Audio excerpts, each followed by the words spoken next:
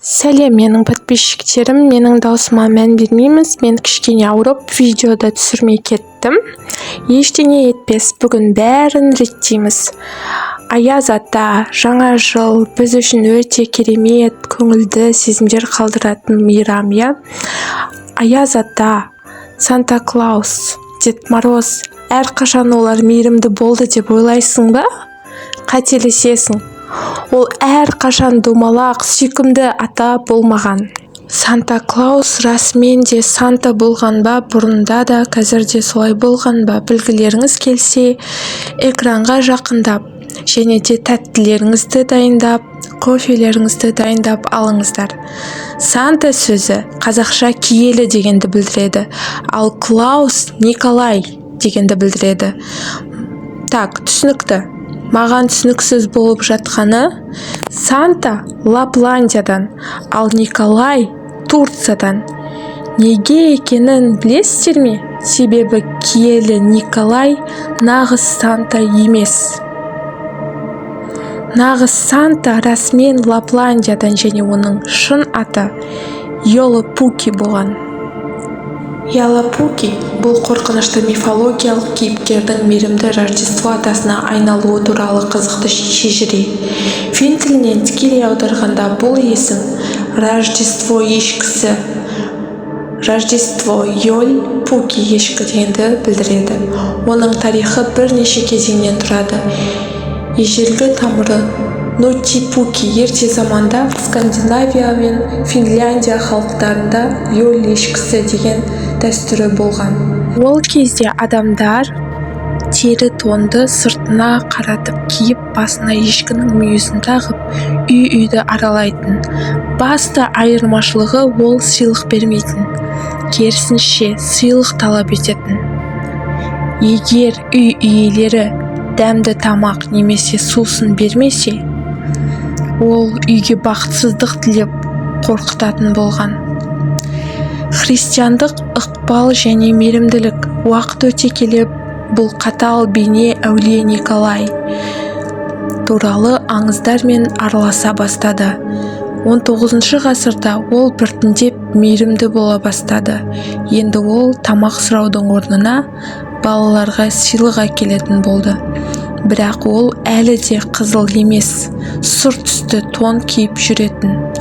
Қазіргі бейнесі және Лапландияда бүгін біз білетін ақ сақалды қызыл костюмді бейне 20 ғасырда қалыптасты. Дегенмен Фин елінің Йола-Пуки өз ерекшеліктері бар. Ол солтүстік полюсте емес, Лапландиядағы Карватунтури тауында тұрады.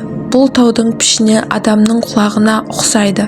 Аңыз бойынша Йола-Пуки осы құлақ арқылы әлемдегі барлық балалардың тілегін естиді. Оның Муори есімді әйелі бар. Ол қыс маусымының символы саналады. Көмекшілері оған эльфтер емес, тонту деп аталатын гномдар көмектеседі. Олар жыл бойы балаларды бақылап, кімнің өзін жақсы ұстағанын жазып жүреді. Қызықты дерек. Қазіргі бүкіл әлемге танымал Санта Клаустың қызыл киімдегі бейнесін 1930 жылдары Кока-Кола үшін Хэдден Сандбеллум есімді суретші салған. Ол суретшінің әкесі Финляндиядан шыққан иммигрант болған. Сондықтан Сантаның заманауи түрінде фон мотивтері өте көп. Ал славян мифологиясында Карачун немесе Корочун ең қатал әрі ең суық мезгілдің бейнесі. Ол қазіргі Аяз атаның ең көне және ең қорқынышты түп тұлғасы болып саналады. Міне, осы қатерлі шал туралы негізгі түсінік. Түнек пен аяздың иесі Карачун жер асты әлемінің құдайы ретінде сипатталады. Ол қатты аязды басқарып, күннің көзін қысқартады. Көне славян тілінде Карачун сөзі кездейсоқ өлім, ажал немесе тырысу, құрысу деген мағынаны білдірген. Карачун күні бұл қысқы күн. Тоқырауы 21-22 желтоқсан Жылдың ең қысқа күні мен ең ұзақ түні. Сенім бойынша дәл осы түнде Карачун билікті өз қолына алады. Сырт келбеті оны қатал, көзқарасты, ақ шашты, үстіне қырау шалған көк немесе ақ тон киген шал ретінде елестеткен. Қолында ауыр аса таяғы бар. Ол таяғымен суды ұрса, өзендер мұз болып қатады, жерді ұрса, сақылдаған сары аяз орнайды. Карачунның нөкерлері бұл қатал шал орманда жалғыз жүрмейді. Аңыз бойынша оған қысқы қауіп-қатерді бейнелейтін қызметшілері көмектеседі. Ояу аюлар, шатуны. Карачунның еркімен аюлар боранға айналады деп сенген. Бөрі борандар түнде айға қарап ұлып жолаушыларды адастырып, қарға көміп тастайтын қасқырлар, суық жел құстары. Қанаттарымен мұздай жел әкелетін құстар. Қорқыныштан мерекеге дейін уақыт өте келе бұл бейне өзгеріске ұшырады. Ерте заманда Карачун нағыз үрей болды. Адамдар бұл түні үйден шықпауға тырысып, жаңа күннің туылуына көмектесу үшін үлкен оттар жаққан. Кейінірек Карачун бейнесі жұмсарып, Морозко немесе Аяз ата бейнесімен астасып кетті. Ал таза өлім нышанынан қатал бірақ әділ орман иесіне айналды. Қызықты дерек, орыс тілінде әлі күнге дейін біреудің ажалы жеткенде немесе бір нәрсе кенеттен аяқталғанда «Пришел ему Карачун» деп айтқан екен. Санта-Клаус осындай қыстың белгісі болған екен. Осыған дейін мейірімді ата болмаған екен. Енді және де қысқа арналған көптеген аңыздар бар. Олардың бірі мысық, үлкен қара алып мысық туралы. Үй мысығы емес ол. Ол Йоль мысығы, Исландиядағы Йоль мысығы. Исландия фольклорындағы ең қорқынышты әрі қызықты кейіпкерлердің бірі. Бұл жай ғана үй жануары емес. Йоль Рождество кезінде адамдарды жазалайтын алып құбыжық. Міне осы миф туралы негізгі деректер. Сырт келбеті мен мекені Йоль мысығы тау арасындағы үңгірде өмір сүретін, көлемі бұқадай немесе үйдей алып түгі, қап-қара көздері оттай жанған қатыгез мақұлық. Ол Исланд ертегілерінде адам жейтін дәу әйел Грилланың үй жануары болып саналады. Грилланың 13 ұлы және жалқау күйеуі Лапалуди де осы мысықпен бірге тұрады. Мифтің негізгі шарты аңыз бойынша Йоль мысығы мереке қарсаңында таудан түсіп ауылдарды аралайды екен. Ол жаңа жүннен тоқылған киім кимеген адамдарды іздейді. Егер адамның үстінде жаңа киімі кем дегенде шұлық немесе қолғап болса, мысық оған тиіспейді. Ал кім-де-кім жаңа киімсіз қалса, мысық оның мерекелік асын тартып алады. Ал ең қорқынышты нұсқада адамның өзін жеп қояды екен. Бұл миф қайдан шыққан? Бұл аңыздың тәрбиелік және экономикалық астары бар. Еңбекке баулу. Ескі заманда Исландиядан қой шаруашылығы негізгі тіршілік көзі болған.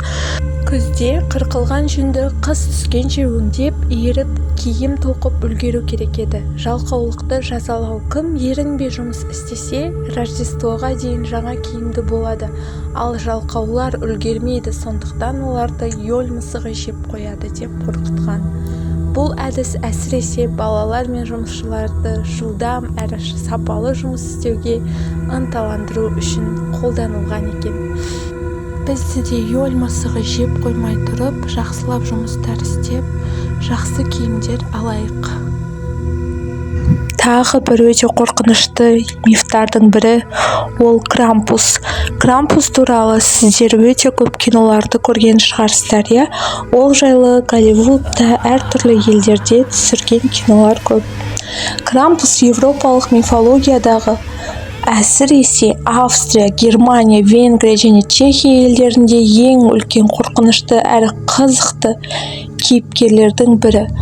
Оны көбінесе Рождество шайтаны деп атайды. Егер әулие Николай Санта-Клаус жақсы балаларға сыйлық әкелсе, Крампус тентек балаларды жазалау үшін келеді. Крампустың сырт келбеті ол шайтанға ұқсаған екен. Миф бойынша Крампус жартылай ешкі, жартылай жын. Оның сипаттамасы мынандай: денесі қалың, қара немесе қоңыр жүнмен қапталған, басы үлкен, ешкі мүйіздері ұзын, қызыл тілі және өткір тістері бар. Аяғы бір аяғы адамдікі болса, екінші тұяқты ешкі аяғы. Атрибуттары да бар. Ол өзімен бірге балаларды сабауға арналған қайың шыбықтарын және тентек балаларды салып алып кету үшін үлкен қап немесе себет алып жүреді екен. Ал Крампус түні қай күні екенін білесіздер ме? Крампус Рождествоның өзінде емес, 5 желтоқсаннан 6 желтоқсанға қараған түні пайда болады. 5 желтоқсан бұл түні Крампус көшелерді аралап тентек балаларды іздейді.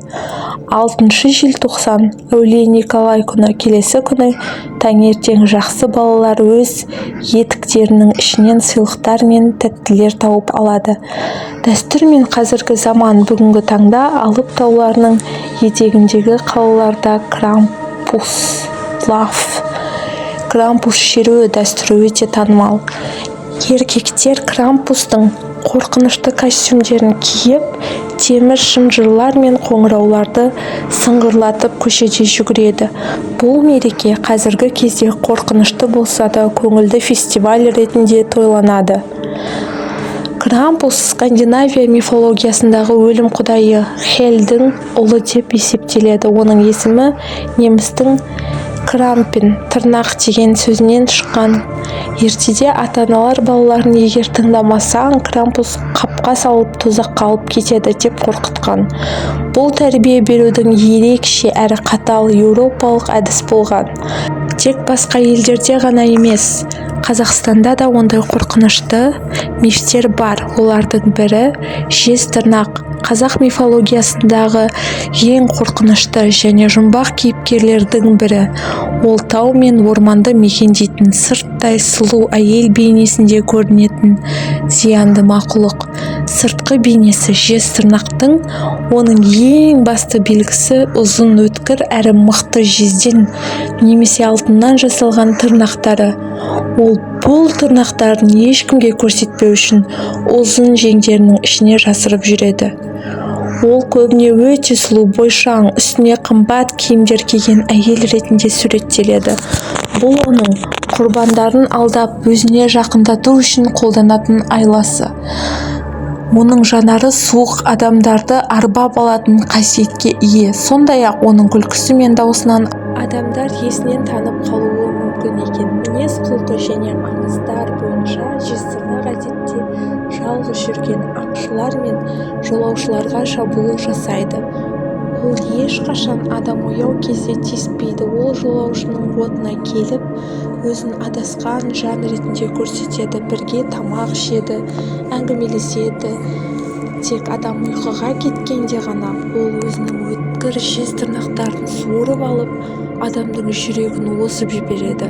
Ол өте қарулы және мықты. Ол туралы аңыздар өте көп. Жез тырнақтың күйеуі, ері бар екен. Соқыр бақсы немесе ормандағы дәу деп айтылатын. Егер жез тырнақ өлтірілсе, оның туыстары кек алу үшін аңшыны соңына дейін қуады екен. Видео ұнаса, тіркеліп лайк басуды ұмытпаймыз достар. Сау болыңыздар, барлығыңызды мейрамдарыңызбен құттықтаймын. Мейрамды жақсы өткізіп алыңыздар.